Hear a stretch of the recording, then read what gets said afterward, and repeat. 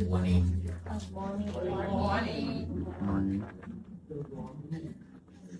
It's my pleasure to be here this morning in this temple. This is my first time here.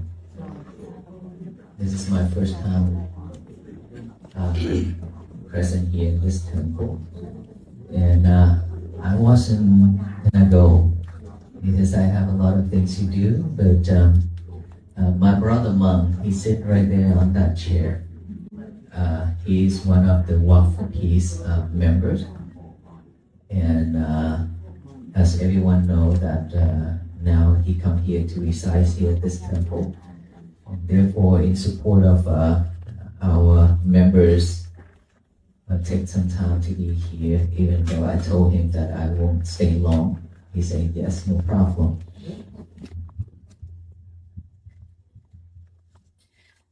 During the 112 days of the Walk for Peace journey, we talk about loving kindness, we talk about compassion and peace and mindfulness.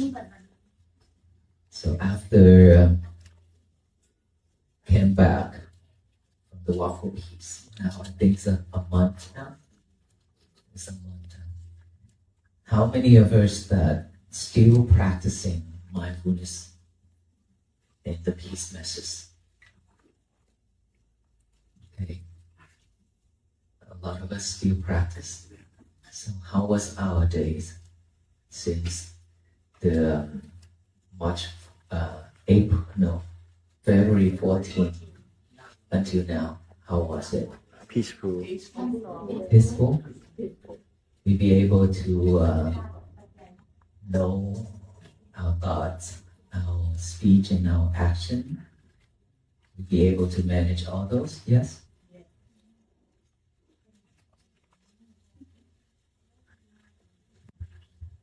Our mind is running back and forth every single moment, right? And it is very difficult for us to see it. But if you be able to see all those thoughts running back and forth and be able to manage it, then you are at peace and you are in a safe place of your mind, because a lot of people out there, they could not do that. They can't even see the breath. For just one breath going in and out.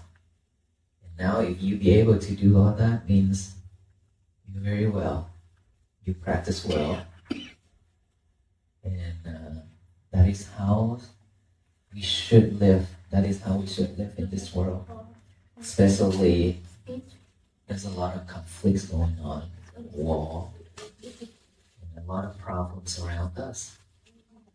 If we not be able to manage our feelings, our emotions, then of course we'll go back to our old days and suffer again.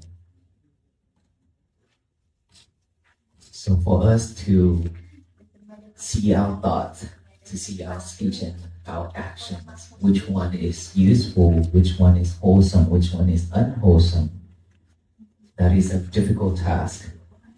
And we need to practice every day in order for us to gain that knowledge, that wisdom. Without practicing, you couldn't do that.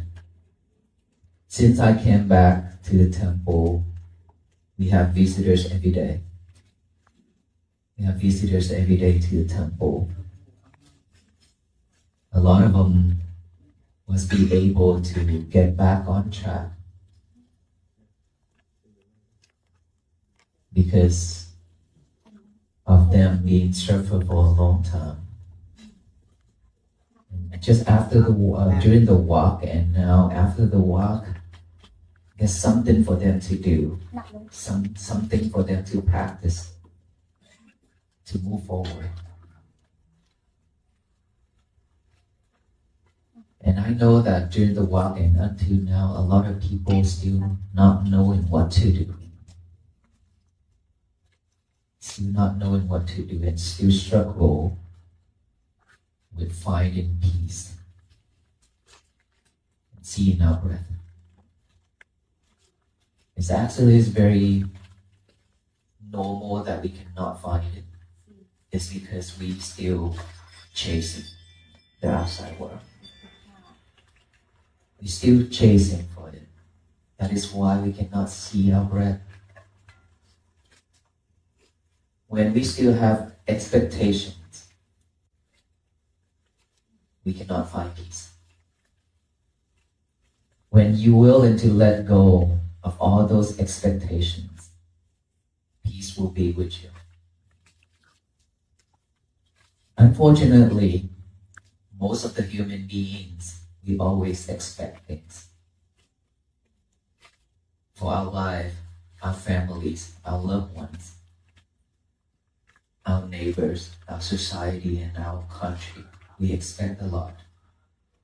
Especially when you see people suffer, when you see your family members suffer, you expect something to change, right? And the more you expect, the more you suffer, because it will not go the way you expected. That is the truth.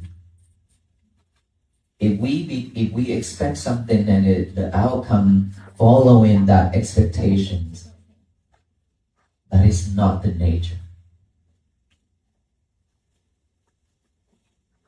The natural law is changing, impermanence. And then when we expect something to be permanent, something to go the way we expect, then we go opposite way with the natural law. Therefore, if you want to have peace for your life, you have to let go of all those expectations. Even though it's a really good expectation for your life, you still have to let it go. All we need to do is just be mindful with our thoughts, our speech, and our actions. Once you be able to stay mindful, you have peace. And anything supposed to be yours, it will come naturally, sooner or later. Because we are living in this world based on our karma. Whatever you have done in the past, neither good or bad, wholesome or unwholesome, it follows you. Life after life. Even though sometimes you don't need it, it still comes to you. If we have committed into a bad karma, when it's ripened, it will come to you regardless of where you are.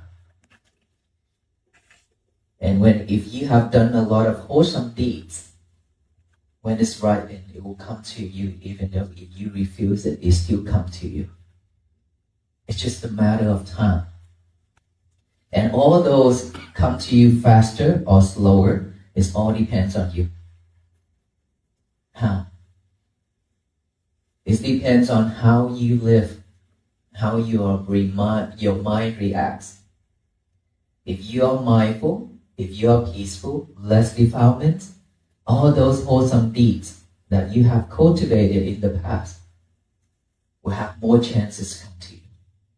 Sooner, faster. If you live with defilement, all kind of defilement mind, suffer, then you are making a bridge for all the bad karmas to come to you faster and sooner. And once it comes, you cannot reject it. You have to take it. That is when you suffer. And now, when you suffer, you look for a way to escape. But there's no way to escape except accepting it. And practice to bring a peaceful mind back to yourself, to live without defilements, then that is when you can escape. But people don't know how to do that. That is why and where mindfulness comes in place. If you live with mindfulness, then all those bad things in life, it could come. It will come. We cannot stop all those because when it's ripened, when it's the right time, right condition, it will come. But then you receive it in a different way. You don't react like before. You just accept it happily and move on.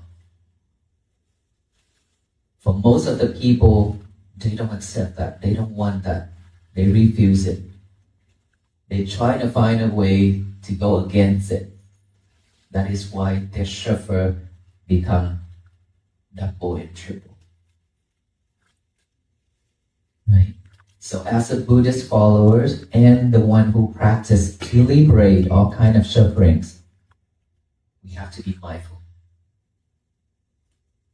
We have to practice mindfulness, like I have talked about this many days during the walk, throughout the walk. Without mindfulness, there will be no peace in this world. And you have to bring peace to your world first, inside of you. That is your world. You have to make that world be at peace first. And then the outside world will come along. Follow that, right? So I hope that this message will continue and all of you will continue walking every day, because this is our task. Even though the walk ends already a month ago, but that is just the beginning, right? We all walking every day. We still have to walk every day because there's still a long journey for us to go, to walk, to bring peace to this world. So I hope that you all will continue with this practice. And every day, don't forget to write down the statement, today is going to be my peaceful day. So that it can remind you better throughout your day. May you all be well, be happy, and be peaceful. Thank you. There are moments in life when we feel we are searching for peace. We look outside. We look at people, situations, outcomes. But slowly we begin to see something deeper. Peace does not come from controlling the world. Peace comes from understanding the mind. Every day your mind moves. Thoughts come and go. Emotions rise and fall. Memories pull you back. Expectations push you forward. And in the middle of all this movement, you lose yourself. You try to fix everything outside, but you forget to observe what is happening inside. Real practice begins here. To see your thoughts, to notice your speech, to understand your actions. Not to control them by force, but to watch them with awareness. Because the truth is simple. If you cannot stay with one breath, how will you stay steady in difficult moments? Most people cannot even see one breath clearly. One breath going in, one breath going out. That is why life feels restless. Not because the world is broken, but because the mind is never still. And then comes expectation. You expect life to go your way. You expect people to understand you. You expect situations to change. But life does not follow your expectations. Life follows its own nature. Change. Impermanence. When you expect something to stay the same, you move against this natural law. And this is where suffering begins. The more you expect, the more you suffer. The moment you let go, peace begins. Letting go does not mean you stop caring. It means you stop forcing life. You remain aware. You remain present. You remain calm within yourself. And then slowly something changes. You begin to trust the process of life. Whatever is meant to come will come. Whatever is not meant to stay will leave. This is the law of karma. Your actions, your intentions, your habits, they shape your path. Good actions bring good results. Unwholesome actions bring suffering, and all of it returns at the right time in the right conditions. You cannot escape it, but you can change how you receive it. If your mind is restless, every difficulty becomes heavier. If your mind is peaceful, even pain becomes lighter. The situation may stay the same, but your experience changes. This is the power of mindfulness, to live without reacting blindly, to accept without resistance, to move forward without carrying anger. Because suffering does not come only from what happens, it comes from how you respond. When you stop resisting, suffering reduces. When you stay aware, peace grows. So the real journey is not outside, it is within you. Your thoughts, your breath, your awareness. Bring peace there first, and slowly your outer world will begin to reflect it. So today, remind yourself with one simple intention. Today will be my peaceful day. Not because everything will go right, but because you will stay aware. And when you stay aware, you are already on the path of peace. May you be well. May you be happy. May you be peaceful. Namo Buddhaya.